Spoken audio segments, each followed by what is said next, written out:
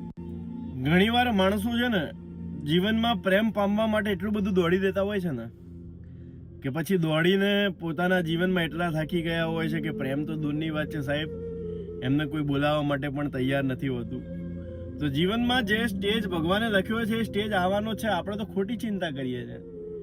કોઈ ગમતી વ્યક્તિ ઇગ્નોર કરે તો કરવા દો સાહેબ, એનું જીવન છે, કોઈના જીવન ઉપર આપણો અધિકાર નથી.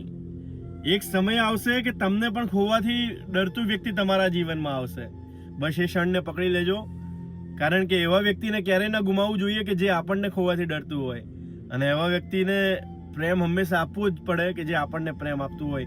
એવા વ્યક્તિને લાગણી આપવી જ પડે જે આપણને લાગણી આપતું હોય. તો જે પણ વ્યક્તિ જે કરતું હોય એને કરવા દો. જીવનમાં ક્યારેય એવું સંકોચ ના રાખો કે આ મારી જોડે શું કામ આવું કરે છે. કદાચ કુદરતે તમારે એનાથી પણ સારું વ્યક્તિ તમારા જીવનમાં લખ્યું હશે, એવું વિચારો. એટલે જે સ્ટેજે થાય છે એ સ્ટેજે થવા દો. તમારા હાથમાં અહીંયા કશું જ નથી, તો શું કામ નકામી ચિંતા કરી શરીર બગાડો છો, તમારું જીવન બગાડો છો? શું કામ નશા કરો છો સાહેબ? જે થતું હોય એમ થવા દો. જીવનમાં કંઈક સારું લખ્યું હશે એટલા બધું થાય છે. જય શ્રી કૃષ્ણ.